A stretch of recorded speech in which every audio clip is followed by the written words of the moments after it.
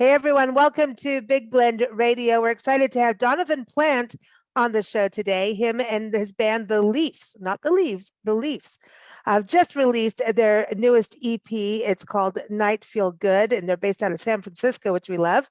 So go check it out. Go to donovanplantmusic.com. And of course, keep up with us at bigblendradio.com. But hey, welcome to the show, Donovan. How are you? Great. Thanks, Lisa. Thanks a lot for having me on. Hey, this is so cool. Like I was listening to a lot of your music actually, and it's just you have this really good drive to your sound and music that I think we kind of miss, It's like you kind of have this vibe of understanding, knowing it, but then it's also very fresh and new. So you're hitting this nice, cool balance for all of us music lovers, Thank you especially, so just much. some good stories, you know? Thank you. Thank you Yeah. so much. Yeah, well, my background with, I was a private investigator for almost 20 years. And so everything was a story. And when I was working in that field, there was constantly stories. And I kind of felt like, you're a songwriter, Donovan. What are you doing this? And then these stories are in my head. So it's great to hear you saying that there's stories in the songs. That's what I like to hear. Well, that's the first thing, Nancy and I, my mom and co-host and publishing partner with our magazines, we Uh-huh. travel the country full time, and we document parks, public lands, and we do a lot of people watching in rest areas as we're traveling. And I was thinking about that with your songs, like, because we play the game of, like, we used to print our magazine way back in printing days, like Right. over 20 years ago when that used to happen in life in Vegas. And we would love it because we would sit and watch people in Vegas. Now it's rest areas and parks and picnic spots, and make up stories of people like, okay, and now I'm starting to think we need a dash cam because there's some weird stuff going down in rest areas. I'm just saying. I'm like, what? Would you do this in your own house? Oh, you probably are. Ew. Anyway, just saying. So listening to your music, I feel like you understand people. And so that connection of being a private investigator, you have to understand people, like psychology of people, right? I understand there's the mystery and the devil in the details and understanding that kind of stuff, but isn't there also understanding the psychology of people, which helps storytelling? Yeah, and I think that's true. And I used to always say that everyone was a private investigator in life because we literally, from the day we're born, we're trying to figure out things. So yeah, we're kind Yeah. of we're like, I've seen somebody like this before. Maybe I don't want to piss him off or whatever the story might be.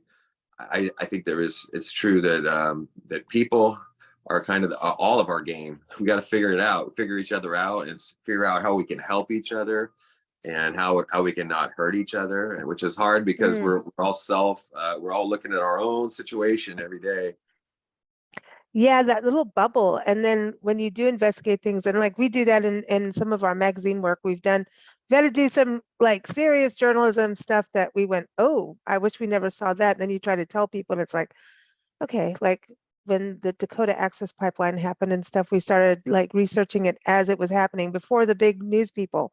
And we were Right. interviewing some of the Native Americans that were standing there and going through hell. Wow, fascinating And work. then when we started doing that stuff, like I would have called you and said, hey, help. And then we were calling oil lawyers thinking that they could help. Well, that was Oh, dumb.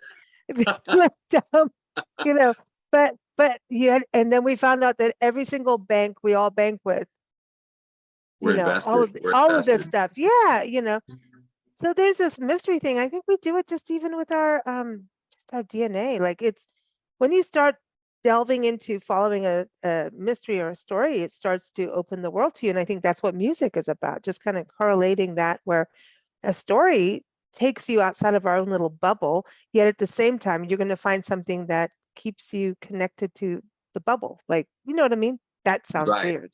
Right. No, I think you're right. I think for me, I grew up, I was told, my mom was very nice to me and she told me, you're a Pisces, you're a sensitive young man. Ah, And so I'm watching these cases, and when, as a PI, you were working for an attorney or an entity, and they'd say, "This is your focus, so go get them."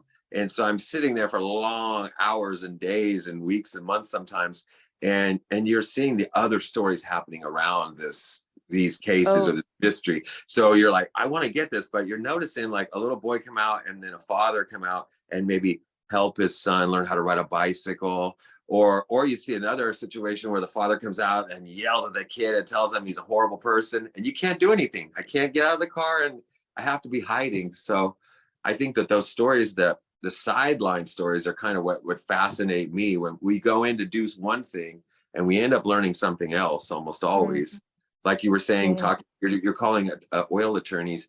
Of course, that's a natural. You're trying to just anybody who might know something, and then you find out, oh, these are probably not going to be our allies. But No. how you find out? Yeah, I had Monsanto call me. Don't anyway, that's a whole other story. Dude, I mean, sometimes you have to be a little bit quieter about what you do, but apparently we're not. But listen, on the music front, I mean, all of being observant is part of being able to tell a story well, right? That's kind of where I was going. You brought up the private investigator before me on that, but being an investigator is observing, right? Right, And so right. through that, you're able to probably learn how to deliver music in a way that's going to connect by having that observation skill, because hey, this is what affects people, how things are dealt out. Does that make sense? That makes sense, and it kind of reminds me of reading about Carlos Santana when he was young. I know they said that he went and played in a strip club, and he used to play in strip clubs, and he would see how people would move to his music, literally how the Right. dancers would move. So he learned. So again, it's observational, like you said. You're trying to figure out what works and what doesn't with people. It Mm. makes sense. So why is your band the Leafs instead of the Leaves? That was really my drummer Lliam. It was kind of his baby. We were talking about band names, and we were thinking about dropping my name. I've been playing as Donovan Plant for a long time. I had the Donovan Plant band for a number of Yeah. years, and different entities. And when Lliam and I started working and getting people together for this band, he had suggested the Leaves and the Leafs, and then he was like, no, it's got to be the Leafs. And to be honest, I'll be honest, I kind of said, okay, fine. But I said, I knew I'm going to get a lot of backlash. But as soon as I said it, I said, I was a hockey player growing up, an ice hockey player, and there's a team called the Toronto Maple Leafs. And I said, Ah. okay, if they can do it, we can do it. We're the Leafs. Well, And I then I mean, had it people, already makes you go, oh, wait, it makes you sit up. right, I thought it was cool. And it kind of goes with his name too, Liam. It's like two L's. He's got two L's. Liam the He gets Leafs, to have an yeah, FS, instead of a VES. That's right. sweet. But how long have you guys been together? We've been together now since I think 2018, so about 5 years. And Hey, and guys the are tight. guitarist came recently. The guitarist Jason, we picked him up at the end of last year, so he's pretty recent, Okay. and really feel blessed. We ran into him. Lliam already knew him for years, but I went to play at a food bank volunteering for Bread and Roses Presents in Oakland, Right. and he was helping out with the food bank, and he was just one of those kind of people who just wants to help. And so I met him. I automatically liked him, and he came up to me and said, hey, I love your songs. I said, oh, cool. I didn't know he was a musician. And then later I was rehearsing at Liam's house, and he happened to show up over there. So kind of an interesting thing. I thought, here's a guy who definitely likes to help people make the world a better place, which I'm really a big fan of. Not to get on a soapbox, but we all do that at times. And so I really was interested in him just as a person. And then when I heard him Mm. play, I was very excited. That's cool. I mean, that's what I was saying. You guys sound really tied in the music, and it's like you're in it immediately. Tell us a little bit about the songs. So why only 3 songs? We want like a full album, number Uh, one. I'm just saying. Me as well. I do as well. And we started this process. Um, we were just going to record one song. We could only afford to record one song, is really the true story. And then I had some help from a guy named Michael Vincent Hollingshead, and he has a band himself called Michael Vincent and You Know Who. And he and his wife, they have a record company that they started to help out artists, and they actually helped us record a second song. And then I worked with my producer Trent Berry to record a third song. So we were just barely able to get those done, financially speaking, but we were thrilled with those 3 songs, the way they turned out, especially due to the producer and engineer Trent Berry. He's just an amazing person. I think the thing that was most that caught me most was just his, like you said about people, understanding people. That guy understands people, because you get a band come in the studio.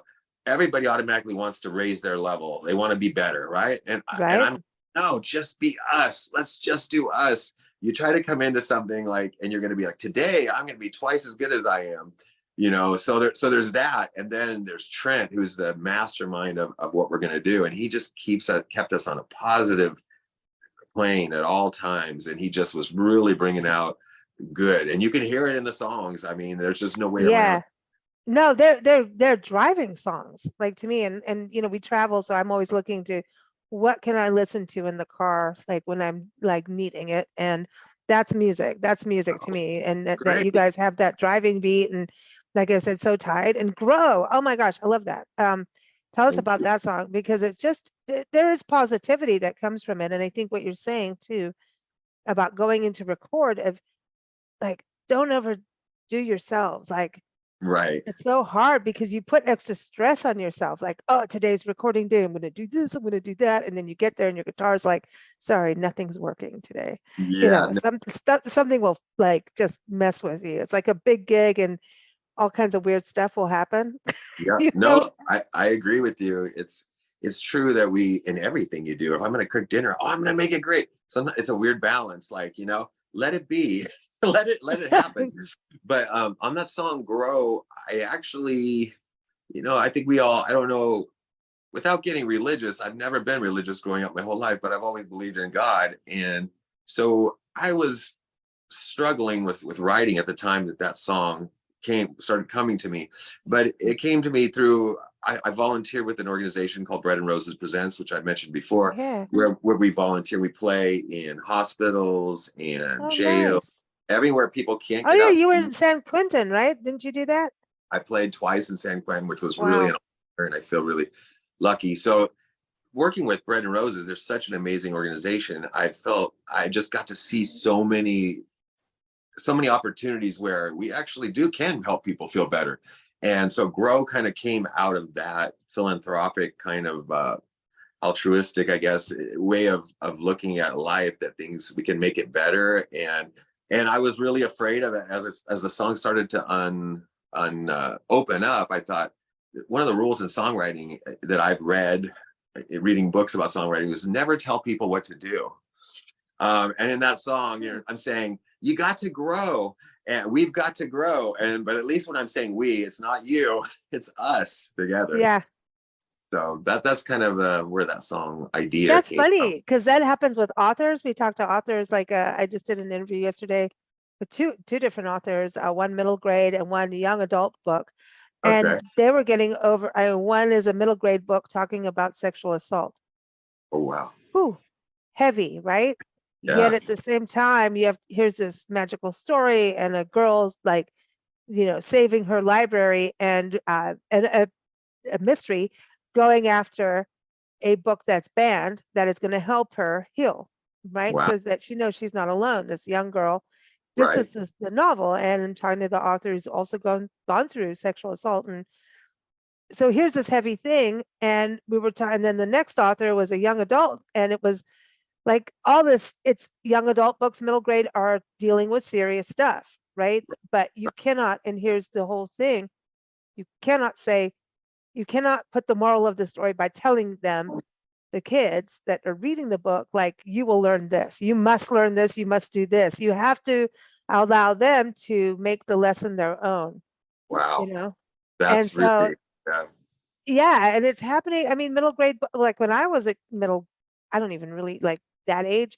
I don't think we had more than the Hardy Boys and Nancy Drew books and stuff. Like, we didn't I have love that. those. Yeah, I love those books. But Well, I you know. had to. You had to, right? I remember But learning about yeah, fingerprinting. Yeah, like they had all the different dude, writing scrolls, and yeah. Invisible ink. Remember Yeah, Invisible yeah, ink? yeah, That was the yeah. coolest stuff. Like any of that stuff was cool, but we didn't have much more than that. And now, No. like, these authors have to do storytelling in this way of, we're trying to put all this information in here, make this magical story, and you Hope that make they a, hope and that they pull out of it, right? Pull something out of it. it's, yeah, and music Wow. does that. And you know, good songs, you'll hear one lesson maybe, or Right. something that really, you know, makes you feel good, or like we were saying too in that interview, like art and music and everything, you could be turned off by it the first time, and it's just maybe something that you really need to hear and you're not ready for it. So Right. sometimes you can hear a song 10 times, like Right. grow, Right. One you line, I know. know one line in a song. Like I have a friend named Ray Vaughn, who's an outstanding songwriter here in San Francisco, and I just recently watched him perform, and I remember I've seen him perform numerous times, and this last time I heard a line. It was something like, "They don't take food stamps in heaven," and I mean, it's like one line, but and yeah, like what? Wow, this is heavy. So yeah, you're right. We can really teach people or open people's minds sometimes with one line. And that one line could go in so many ways, actually. Right, right, right. It doesn't. Wow. Different people will take it different ways, and it depends on what the song is saying around it. Yeah. Wow. That's kind of like, especially now, that's a good line from now. Like, all right, let's ooh. Yeah, I wish I I love wrote it. I wish I wrote it. I can't take credit. that's a good Ray line Vaughn. though, man. Well, the Yeah. power of words, right? But with music, you're having to put the right melody and flow to it and rhythm to make it work. So that's the other part of it. Like, Right. like you have the authors, here's this book, and they're sitting with these words, right? And there's a visual side to it. Same with music. There's a visual that comes with music, but you have to have the right melody that matches the words. So for you, when you're writing, are you writing the lyrics first, the music, or does it all just come at once? I'm both. I've been doing it for so long. I think I wrote my first song with my best friend Tony Siligo, who I co-wrote some of the lyrics for "Night Feel Good" with him. And I think we wrote our first song when we were like 12, and we were banging away in his bedroom. He had a drum set in his bedroom, and so yeah, I sometimes the riff comes to you first, and then you write lyrics, and they just happen to click. Other times I've written 3 different songs and pieced them together. So yeah, Mm. I don't have a set standard formula. I accept it when it comes, and I go with it as well as I can. So, okay, like now the White Wolf, let's talk about that because that is interesting how it starts and then how it builds and then it changes up. It's kind of Right. like it's a journey.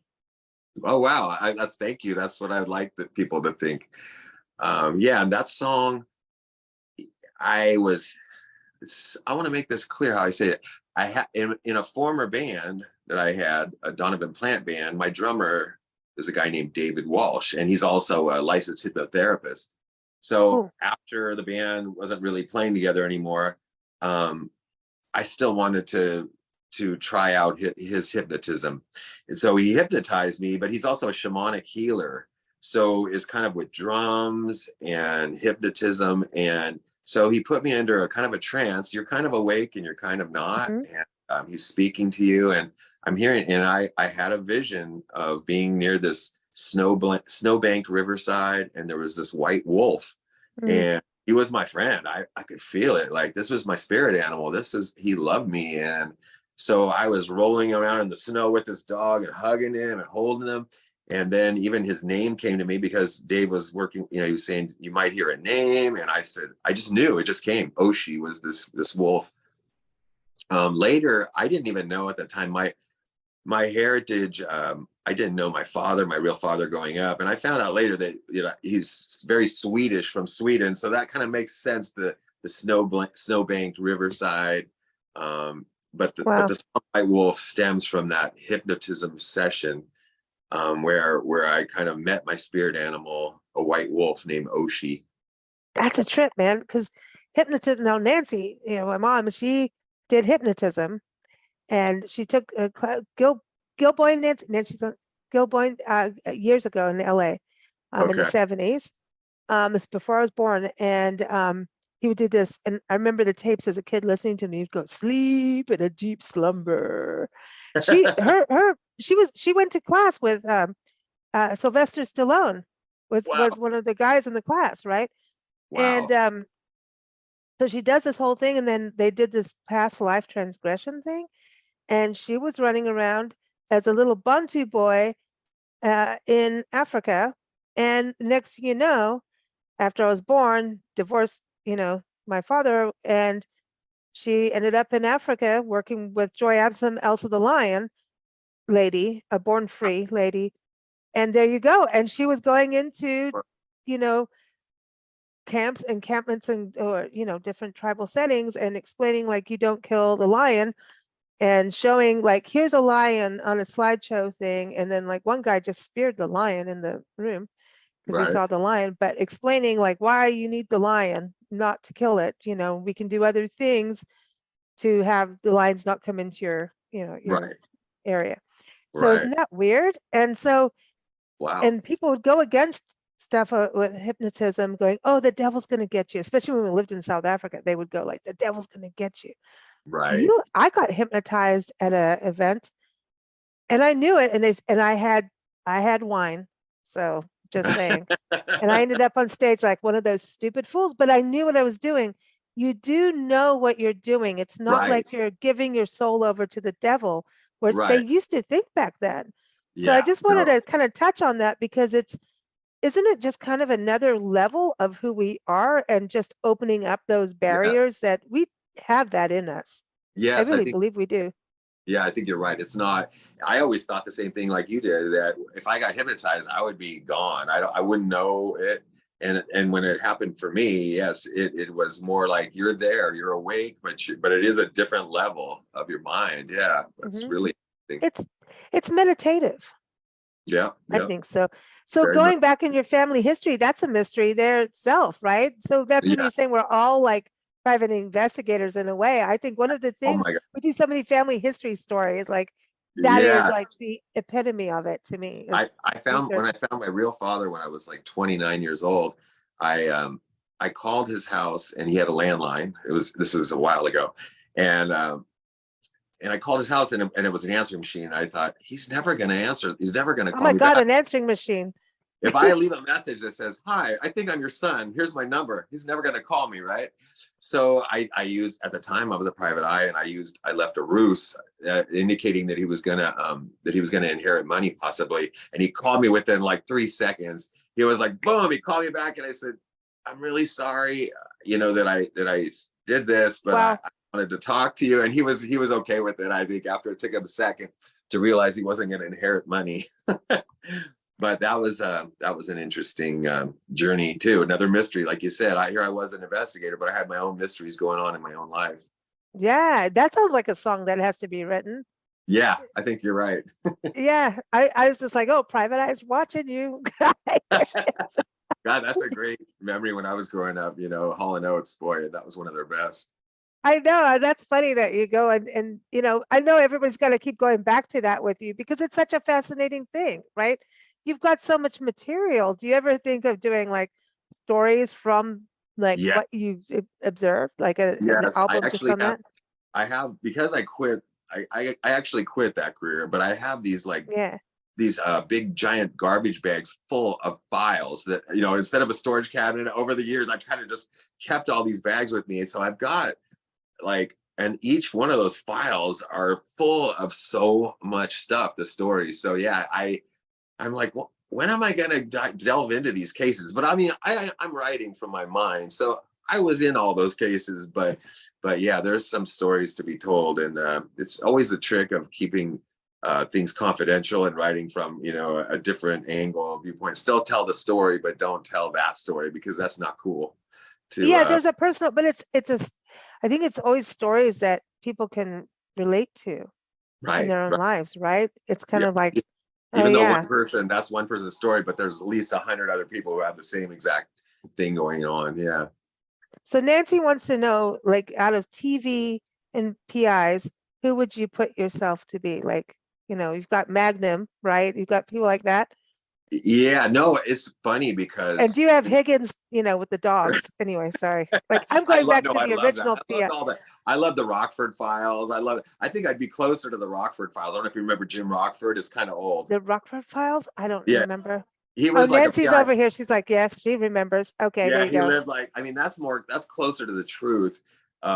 Because people think there's different levels of investigations, and I was primarily a surveillance investigator. So I would be given you're going to follow this person wherever they go, get film. I'd go into places. I've had a lot of weird experiences. I followed somebody on a train from Northern California down to down to That's so Southern cool. California, and then we got on a bus together, and then we rode in, and so I've done a lot of things like that. But the stereotypical private eye is usually like they're doing everything. They're interviewing people. They're kind of out there. But a surveillance guy is more like a mole. You know, you never But see them. yeah, but you have to be good at that because, but then I also think from what we're experiencing on the road, like honestly, I do have footage of people in rest areas doing like I just believe 2 you. days ago, we watched somebody lock themselves, their kid in their car, and then anyway, and the car was running, and Oh no. I can't go into the whole story of everything because it's I don't know how to say it without being completely foul because it was. But and there's just so many weird stories, but I think Rest areas people, are pretty famous for that. Yeah. oh, we love it. It's become a hobby. People keep going, girls, you need to go. And I'm like, no, we've seen drug deals go down. We've seen everything. Like Yeah. honestly, and then when you just say that, then the next time we go, there'll be something else. But I like people are like, you need to stop telling these stories. Like our friends, they're all like, are you going to a rest area on your way to here? We're like, yeah, so this and this is happening now, and they want pictures. And I'm like, okay, I don't want to get caught. What I'm seeing is people are completely oblivious to stuff, right? Yeah. You mean people, other people are not seeing the weird stuff because they're trying, No, yeah. there's that, but they're yeah. So The pretty people much that are doing the weird things are not wondering if anyone's they're seeing it. not they're oblivious, and Yeah. then people in like around them are oblivious. And so like if what you're saying, like if I was on that train, I would know, but that's because of my background and what I've been through in life. Like there's no one's Right. tailing me, I would know. I would I've always got eyes around, just I've grown up in a different way and in Africa and stuff. You know if someone's trailing you, right? Right. Right. It's So I'd instinct. Yeah. probably people cannot walk up behind Nancy and I without us knowing kind of Well, I think people. what's interesting thing about that concept, which I learned halfway through my career, was I worked a lot of aerospace, like rocket, like in Silicon Valley, people that like were literally rocket scientists and Yeah. UC professors. And I would say that they were easier to follow than like an 18-year-old kid that was like worked at Burger King and he got injured. If I had to go watch that 18-year-old kid, because they're like kind of doing things like, but the more your work is in your head, like the smarter you are. If you're a professor, your mind is working on all kinds of stuff. You might forget to Yeah. change shoes. You might be wearing two different shoes, you know, and you're walking around the world. So sometimes it's not really a level of intelligence that separates it, you know? No. Yeah, it's just I don't know. I was raised with like in school you were taught about limpet mines and AK-47s and stuff in school in South Africa because that's what was going on. Right, So there's this different level of being aware all the time. You don't just not be aware. So right. that's different. But I've just looking out, I'm like, people have no clue if someone's trailing them, if they're going to get robbed. Like you could, like I could pick a pickpocketer, like, oh, that's going to happen right there. Right. And people are just la la la la la. You have a So different that's sense of awareness because of your, yeah, when you were raised to learn to be yeah. very careful, like And so ridiculous. people think we're paranoid. And I'm like, Right. no, no, I'll stay the way I am. Thank you. I've seen really stupid things. But I mean I did get robbed at gunpoint in New Orleans. So I mean that like how was that? But see, that's when my awareness was down because I was taking care of my grandparents and they were like yappy, yappy, yappy, getting in the car. And next thing you know, I'm gonna I close think my door and this guy had a gun in my head. So like you're saying though, that it's even though having a really elevated sense of awareness, like they have a color code of awareness, when you're in like red level all the time, you're going to need some therapy too, because it's hard to I live like don't want that. therapy.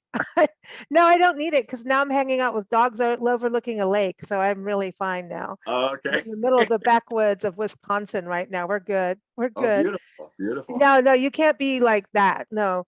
But if you're out, that's what I'm saying. Like for you to be able to have that kind of skill to follow people and then how aware are they if someone's still on that train and then following them in a different way, going from that's pretty intense to be able to follow without like that's a long trip. And then to go Yeah, and there part were two. cases we would work, like I would work the same person 5 days every month for like 2 years. So I might get your name on a piece of paper and go work you for 5 different days this month, and then next month I'll be back. And so, and my main thing on those kind of cases were my focus was not being caught, of course, because I don't want it to get cut off. If you catch me tomorrow, I lose all of that revenue, if you will, all that Yeah. work.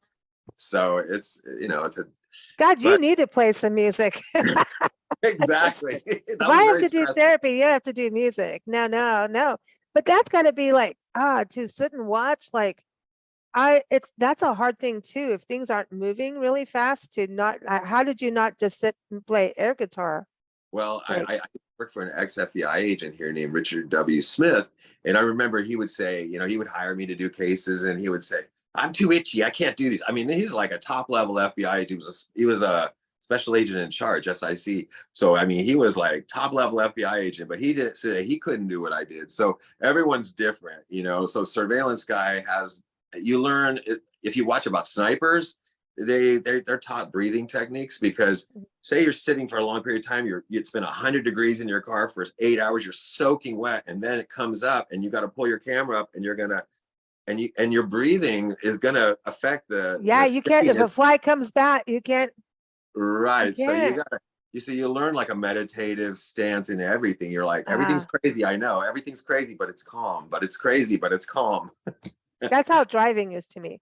Yeah. That's it. Yeah. Like Yeah. I'm in a Like, sense bubble. of When urgency it, picks up out of the blue. yeah, it's like you can drive. We've had things happen on the road, and I'm just like, oh no, we're just doing this, and just, I don't know. And then afterwards, you're like, Right. holy what just happened? Yeah. Like, but you got to keep in that meditation. Also, up on stage, what's it like being that flip side of being like the surveillance now to, Yeah. okay, recording, being with the band, that's a different setting, right? That's Totally. intimate. Yeah. Then Totally getting different. up on stage, that's two different, that's two big energies. It's like a polar opposite, right? Because a Yeah. surveillance guy is never be seen, and then an entertainer or a performer, you get up on stage like, look at me, look at me. And I think whenever people ask me and about that, I'm always like, I don't really think I have it down. I'm working on it. I mean, I know that I got to be authentically me, and I think that that's the best you could ever do, is just be yourself. And if you're kind of a nervous, shy guy or whatever, and you have like a lot going on, and you're not sure, then that's going to be better than faking it and going up there and saying, hey, I'm so confident, I'm ready to entertain you. So I'm always surprised a lot of times. A lot of performers, I talk to them, and they all say the same thing, that after a performance, people come up to them and say things that are totally the opposite of what you thought was going on. Like, I'm off stage and say, boy, I really flubbed that, and I said that stupid thing. And then somebody will come up and say, hey, you said that thing, and that really made a difference, and I want to come see you again. They'll be like my best fan. And Wow.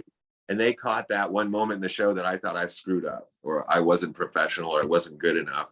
So I think that's a good thing, that the world keeps, universe keeps kind of feeding you the next clue, the next, breadcrumb to follow. I think it's super important to be authentic, because if you don't, your music's gonna suck. Like you Right. can't. And Yeah. especially in songwriting, Yeah. you can be observant for the stories and understand how to connect and deliver, but you still have to be 100% who you are Right. as a musician versus what you think the audience wants, right? Isn't there that balance too? I agree. No, when I started leaving the private investigation field and thinking I wanted to do this, I worked with a producer named Damian Gallegos. He's worked on this new show that's out right now called I'm a Virgo. He's worked on that. He's worked on a lot of, and he said to me at the time, I was trying to be country a little bit, and I was kind of putting on a fake accent, country accent. I was like, oh, I can do country a little bit. I like country music. I like all different types of music. And he said, basically what you just said, that people are going to see it right away. If you're not being real, that's what people want to see, real. Even though you think, oh geez, I'm not good enough, no one wants to see me, no one wants to hear about me, it's still a million times better than something fake. Yeah. I mean, when we had our band, I was really shy about talking to the audience, and here I was the front singer. I You didn't can know you do were in it. a band. I didn't know you were in a band. Years ago. And Amazing. now, and too many people had too many drugs. Like really, we had our magazine going, and I'm like, dude, we can't have our clients hire our band because our drummers like won't move the drums because he's seeing something over here. Like he thought the FBI was like following him in his bedroom. Like, dude. That's common with drugs, the tinfoil hat crowd. Yeah. Woo. So we like, okay, that's enough of that. And I did some solo stuff, and things aren't gonna things it'll always come back, it's Right. not done. But I remember not being like as talkative, and like I'm an introvert extrovert person, but getting Right. up on stage and looking at people and then having to like communicate with them. People are like, go, you're the singer. I'm like, I don't like I can sing, but like what the hell am I supposed to say to them? It Like, felt like hello. imposter syndrome kind of thing or something. Yeah, and like it was weird, and it was pathetic. I sucked. It was like it was terrible. And then our band broke up, and on stage, and I'd gotten better at all of this stuff. I'd progressed, and so I could Right. at least say some funny things and whatever. But oh, we're gonna play this, and I'd be like, okay. And our band broke up on stage, like literally had a brawl. And then we had one more gig we had to do, and That's it a was break Camp up on. Pendleton in Oceanside, California, on the Okay. base to a bunch of Marines. This And is it like was all Spinal this. Tap. Spinal Tap. It, Have you seen the movie Spinal Tap? oh yeah, and like the commitments. If you've seen the commitments, and the drummer wants to Yeah. take the sticks and shove them, yeah. Well, so our band is playing. Then we take a break, and we need to go back on. And the military is like, you will adhere to the contract. Right. And at this point, I'm like, oh, we're so screwed. And we have all this camouflage stuff hanging from the stage, and they're having a barbecue, and people are like, you need to do this. Our percussion player just recently had a DUI and stole a van from Camp Pendleton. So like, we're going through all this stuff, right? Seriously, this is some crazy, like I could write a book. It was a short-lived band, but damn it, we could have all gone to jail, and some did. But anyway, so we're on stage, and I'm like, I'm trying to get like the percussion guy and one of the other guys. The rapist guitarist that we had was a rapist. We found out Oh, later. I oh, know. I'm like, this is some serious, crazy, like what the hell stuff, right? And yet we're very aware and understand limpet mines and AK-47s, but apparently I didn't understand American drugs. right. Anyway, so I'm trying to call them on the mic because it's the only way I could get them to get there on time. And because there's a beer garden over there. And so Nancy and I used to always laugh at, you in the grocery stores are like, do this cleanup on the aisle, whatever. And Right. so I'm like, Eddie, there's a tuna on aisle 3, go get it. Like, I don't know. I just started just riffing and being really stupid because at this point I just gave up hope. And it was like a breakthrough of how to handle stuff by just talking about tuna on aisle 3. It makes no sense, even how I'm explaining it, but if No, you were I there, get you would get it. what you're saying. Like sometimes when you just get crazy, then it works itself out, And right? they all came when we finished the gig, and that was that. That was the very end gig, that one. And at that point, I have a friend who's a very good music person up in Santa Rosa up by you, and Chris is Oh, all, you did it, you finally broke through. Like the Rolling Stones would have been proud of you for how you did that. I'm like, yeah. yeah, right. All right, I'm done. It's out and over with. But That is anyway. pretty awesome. You fought the fight and played the last set. And we also rolled on the stage playing military because we had camouflage. So I don't know if that was like the right thing to do, but we did. We played like, they're gonna shoot you, roll on the stage, like whatever. But there It's is a entertaining. way. That's entertaining. I would want to But see that. music is like, I think you're supposed to just exactly be that. That's where I was going with this, is just be yourself. Because as soon Right. as I was just myself of saying stupid crap that I do every day, then it felt normal, and then everything started to work. Wow. That's Sometimes that gets me in trouble though, but that's okay. But I think you're right. Just be yourself. You can be shy and be yourself, right. you know? There are different types of performers that have been huge, right? There's all different types, and you say, "Oh, that guy just kind of stood there and was kind of sheepish." Other people are doing backflips, and Yeah, my best no. friend growing up, Tony Siligo, who I co-wrote "Night Feel Good" with. He's an amazing performer. He lives up in Redding, California now, and is Nice. famous for doing backflips and riding a 10-foot unicycle on stage and just doing everything. But that's his style. That's really who he is.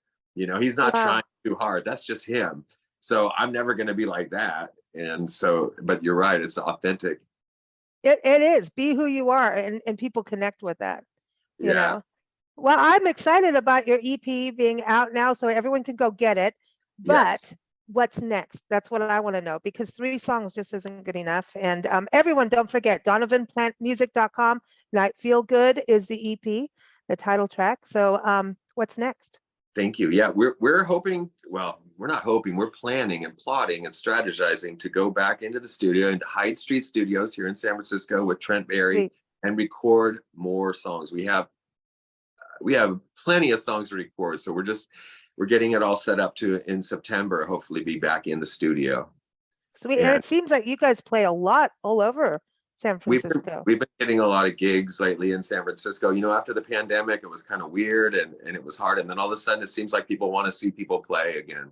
So we're playing. Our next gig is at a place here in San Francisco. It's called Crane Cove Park, and there's a market that's out there, and that's in August. It's like the first Saturday in August. Anyway, it's on DonovanPlantMusic.com. I should know the dates, but everyone can go there, because people can listen to this, 6 months from now and keep up with you. But it's cool that San Francisco's back, because at one point musicians I know were leaving, right, and saying it kind of changed. And San Francisco's always seems to go through these cycles of ebb and flow of people coming in and out. So do you think it's kind of having a resurgence again of music? Or I believe so. And I think that there's a lot of people who will tell you it's not. And it's kind of popular right now to bash San Francisco. Yeah, in the national news, they talk about California as a whole. California in general, but living here in San Francisco, we're very sensitive to it. The New York Times and different people are saying, "Oh, San Francisco's so terrible." But like you mentioned, it's done this before. There's tech bubbles. There's all kinds of things. And if we go back far enough, my grandfather was in an orphanage here in San Francisco in 1908. So after the earthquake, wow, holy cow! After the actual. Yeah, and my grandfather's growing up in an orphanage, and the nuns that ran it, they put hot oil in both ears because he had a double earache and he was deaf. Like he had hearing aids his whole life. So I think about people, and San Francisco is going to come back, and it's on its way right now. Yeah, definitely. San Francisco is that's a rabbit hole of stories. Right. To me, it's never ending. If I don't know if you read books, like John Jakes wrote a book, California Dreamin', I think it was, or California Gold. Okay. One of them. But John Jakes wrote a California book on the history of California, and really got into San Francisco. And it's like the coolest. It's historical fiction, but historically accurate. Right. Like, one character that I like from San Francisco history is Ina Coolbreath. She was like the first poet laureate of California. She was like an amazing. Ooh. If you study her story, she was like, was it Smith that started the Mormon Church? She was like part of that family, and she changed her name. She cut the name off. She's like, no, I'm gonna be. And her story is fascinating. Like she lived. Well, anyway, that's another show. But that's a rabbit.